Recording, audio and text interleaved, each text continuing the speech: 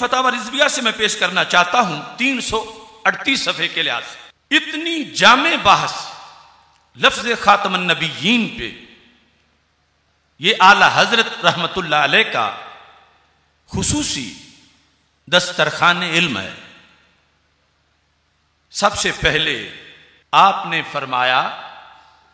کہ خاتم النبیین کا یہ تقاضا ہے کہ جب ہمارے آقا حضرت محمد مصطفیٰ صلی اللہ علیہ وسلم نے اعلان نبوت فرما دیا، اس وقت سے ہمیشہ یہ عقیدہ، یعنی پہلی یہ بات ہے کہ اگر کوئی شخص کہے کہ جب رسول اکرم صلی اللہ علیہ وسلم دنیا سے تشریف لے گئے تو پھر کوئی اور نبی نہیں پیدا ہو سکتا، یہ بات نہیں فرمایا۔ جب سرکار دو عالم نور مجسم شفیع معظم صلی اللہ علیہ وسلم تشریف لے آئے اور اظہار نبوت فرما دیا،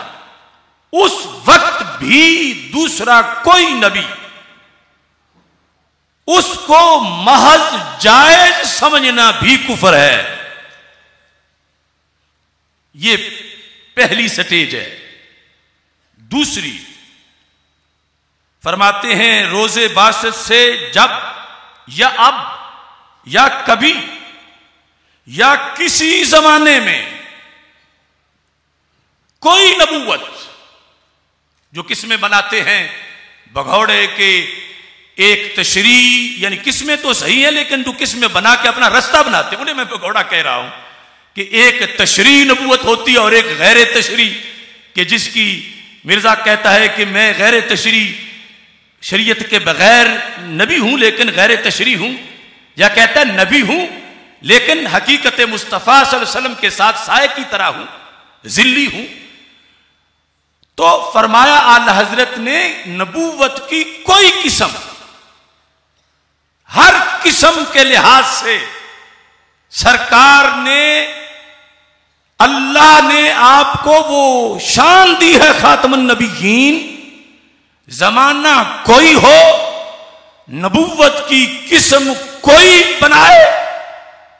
قطعی طور پر آیت واضح کر رہی ہے کہ ہمارے آقا علیہ السلام کی آمد کے بعد کسی زمانے میں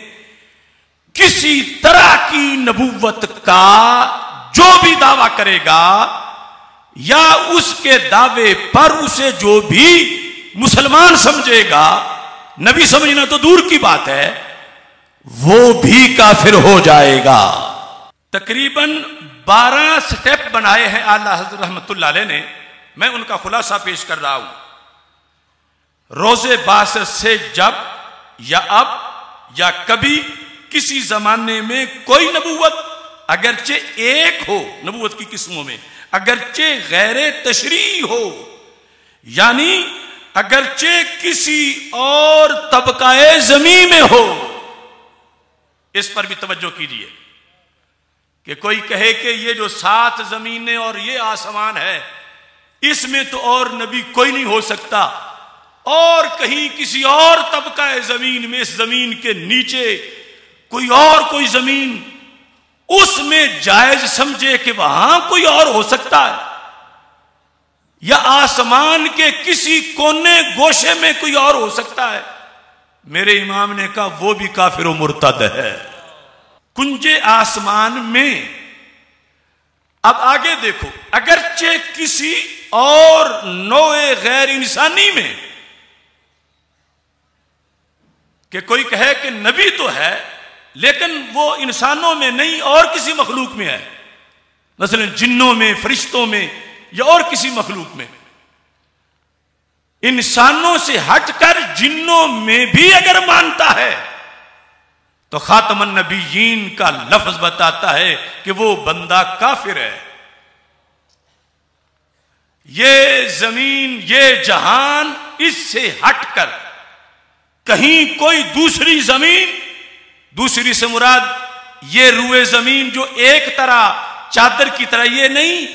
پیاز کی تہ کی طرح جو تصور ہے زمینوں کا کہ اوپر سے ایک ہٹائیں پھر دوسرا پھر تیسرا، یعنی اس طرح ان 7 زمینوں کے نیچے کہیں دوسری زمین میں اگر کسی کو کوئی نبی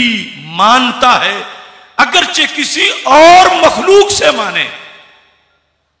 خاتم النبیین کا لفظ بتاتا ہے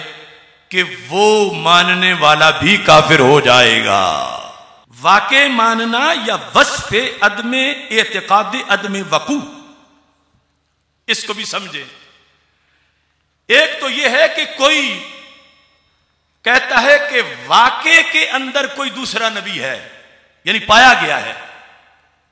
یہ کسی کے بارے میں دعویٰ کرتا ہے واقع کے اندر کوئی دوسرا نبی، اگرچہ نبوت کی کوئی قسم ہو، اگرچہ وہ دوسری زمینوں پر ہو، اگرچہ وہ دوسری مخلوقات میں سے ہو۔ ایک یہ صورت ہے۔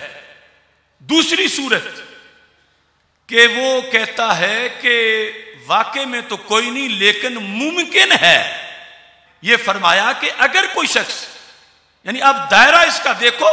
24 سے بھی زیادہ صورتیں پھر بنتی ہیں۔ دائرہ دیکھو کہ ایک بندہ نبوت کی کوئی قسم، اور وہ بھی کسی دوسری زمین پہ، اور وہ بھی کسی دوسری مخلوق میں، اور وہ بھی وقوع نہیں، صرف امکان مانے کہ شاید ہو جائے، صرف امکان مانے، وہ بندہ بھی کافر و مرتد ہو جاتا ہے۔ عدم وقوع محض بطور احتمال شرعی و امکانی وقوعی جائز جاننا۔ اب آگے اور سٹیپ ہے، جائز جاننا یا خود جائز نہیں سمجھتا کہ کسی جہان میں، کسی زمانے میں، سرکار کے بعد کسی مخلوق میں کسی معنی کا نبی